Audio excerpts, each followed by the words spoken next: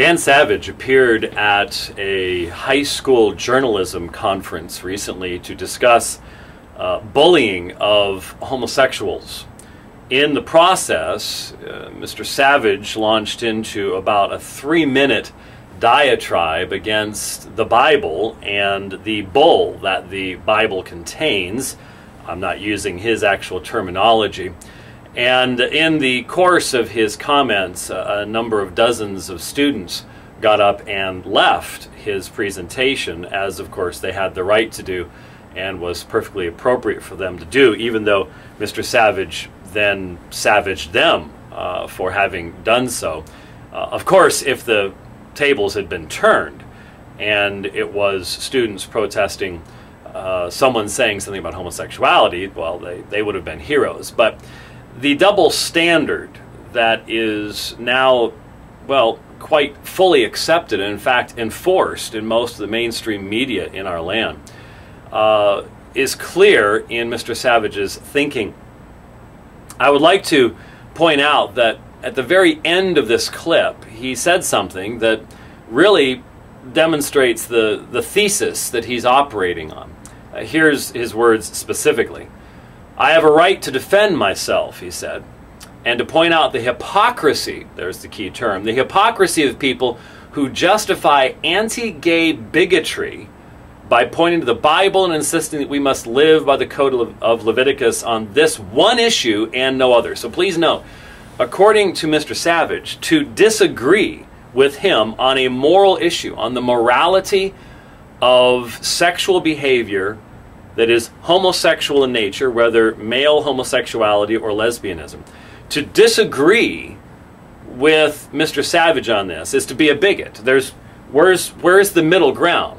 Where is the place where you can have a principled, historic, even Christian understanding of sexuality? The fact that it's defined by God, and therefore to go against what God defines is to go against the very source of life, and hence to decrease life, to decrease happiness, to damage the human being. That doesn't seem to be even a possibility anymore. You're not even allowed to say that. The very moral foundation upon which this nation, speaking of the United States right now, Western culture as a whole, once stood, is not even allowed to be discussed any longer. It's not even a part of the discussion. That's truly an amazing thing to consider. But notice no one is seeking to justify anti-gay bigotry if by bigotry we mean that which contains no thought, has no foundation.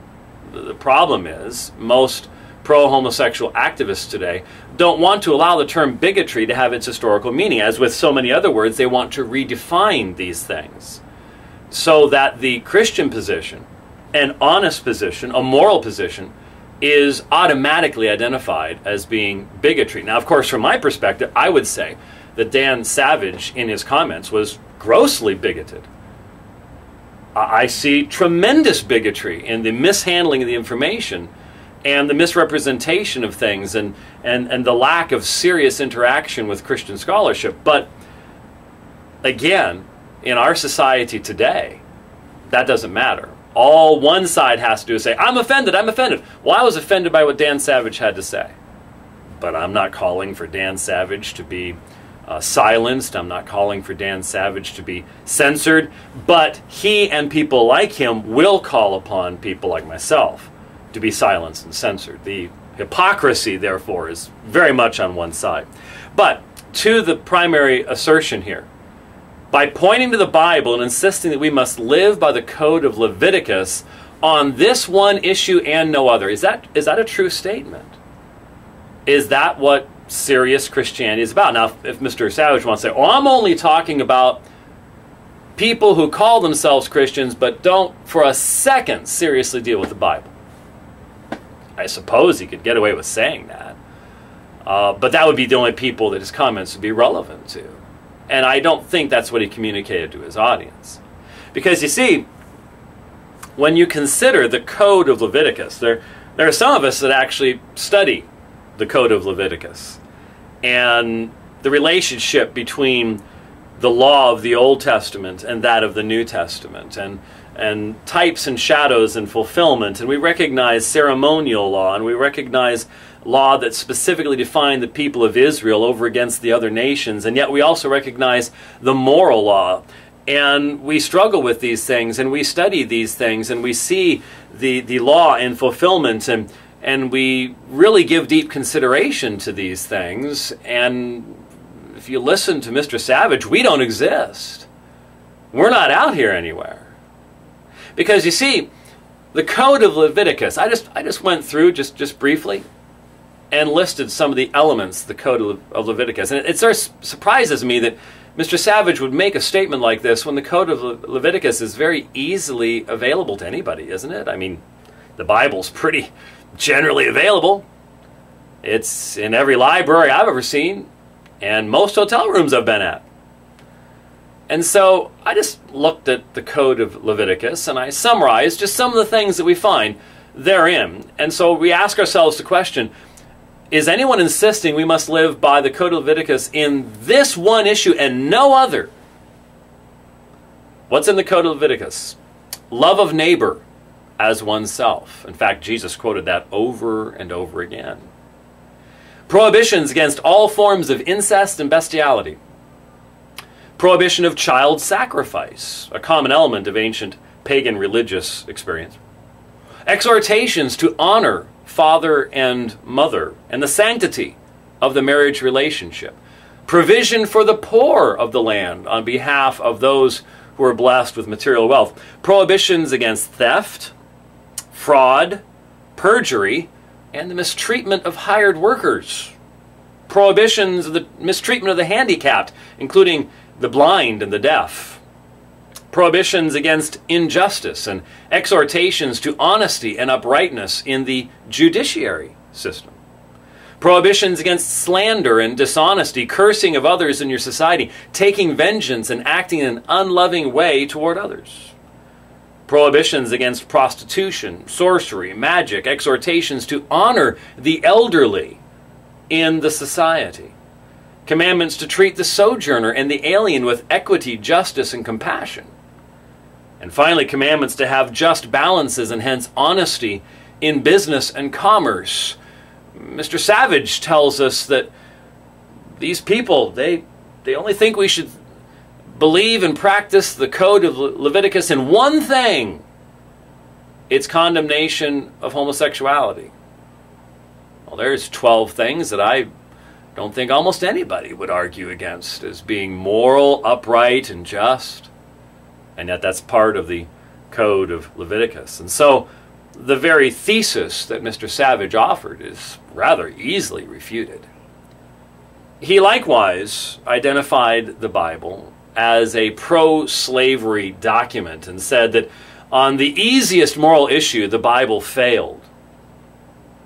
And once again, given that the audience, he could assume that when he used the term slavery with the audience that he was addressing, they would automatically think of American slavery, the slavery of the South prior to the Civil War, for example. He certainly must be aware of the fact that the slavery that is spoken of in the Hebrew Scriptures, specifically in the Old Testament, is very, very different than the slavery in the Old South. He would have to, if he was honest with the text, recognize that slavery was a last-ditch effort for survival, that the economy could not produce sufficient food for people on the very fringe. And so if a man and his family were to get to the point where they could no longer even find food, then that was the last-ditch effort. It was, in essence, a safety net. And of course, given the year of Jubilee, it could not be a permanent situation unless provision was provided that if a person found his master, and again, don't interpret that in Old South, but in the Hebrew context, to be one that the person loved and wished to remain with, you could actually make it a permanent situation if that person so freely chose to make it. That's not the same thing as either the Roman slavery of the New Testament period or the slavery found in America in the 19th century. And so there are different situations that the Bible addresses.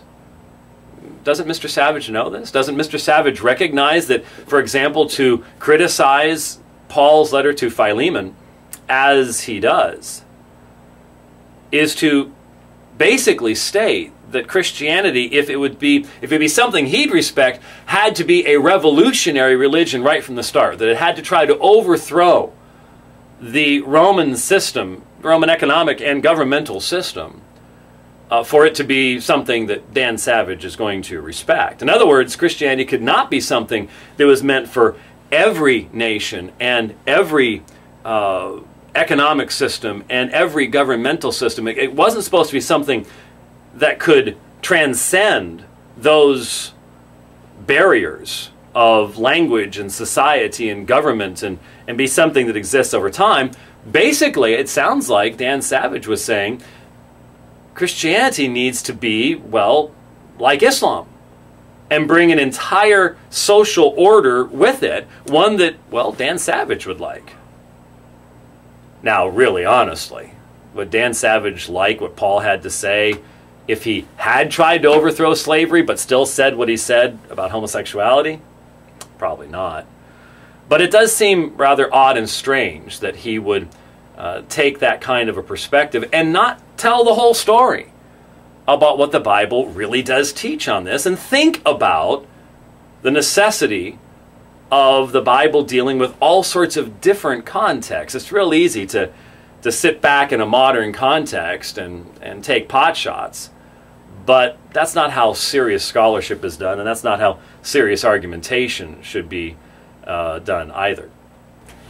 Now, another rather interesting element of Mr. Savage's presentation was maybe in the part that didn't get posted all over the place. He did talk about this. Something tells me if he did, it would have made a lot of news. But there are passages in the Bible that specifically identify homosexuality as toeva, an abomination before God.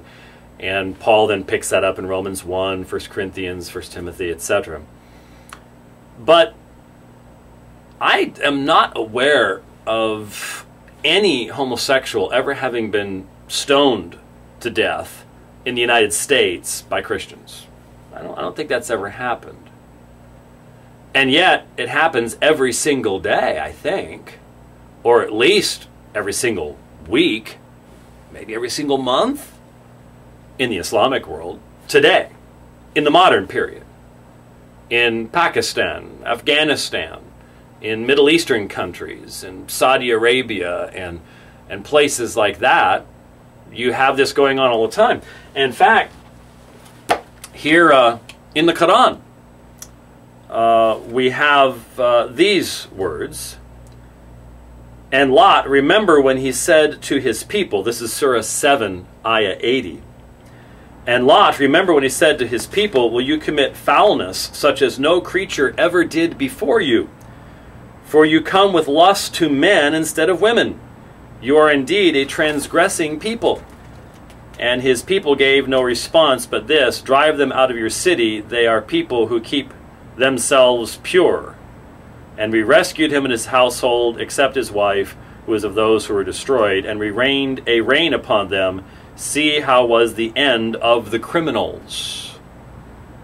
You can also see Surah 26 and a number of other texts in the Quran that is very, very clear and still being practiced. And yet I don't hear nearly as much commentary from homosexual apologists about these texts from the Quran as I do from the Bible. Now, they might say, well, it hasn't had as much influence here. Okay. But what about overseas? What about in those other places? What about in the modern period?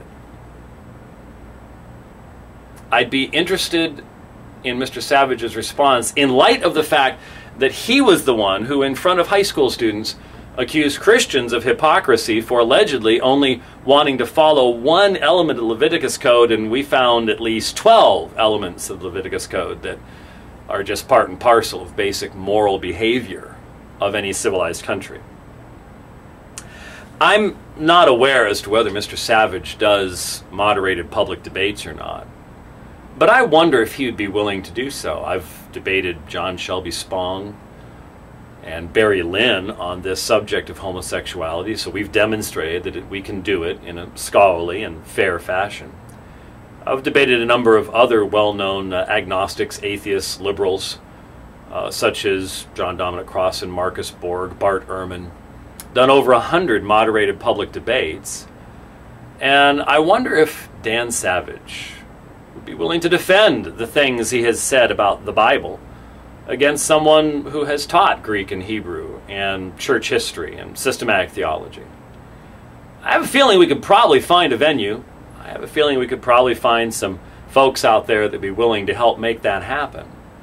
And so I wonder if Mr. Savage only limits his rhetoric to high school students and MSNBC, or whether he'd actually put himself in a position where you'd have a controlled environment, you'd have equal amounts of time, you'd have cross-examination, and you'd have scholarship being brought to bear. Interesting question that I'd love to find an answer to. Thanks for watching.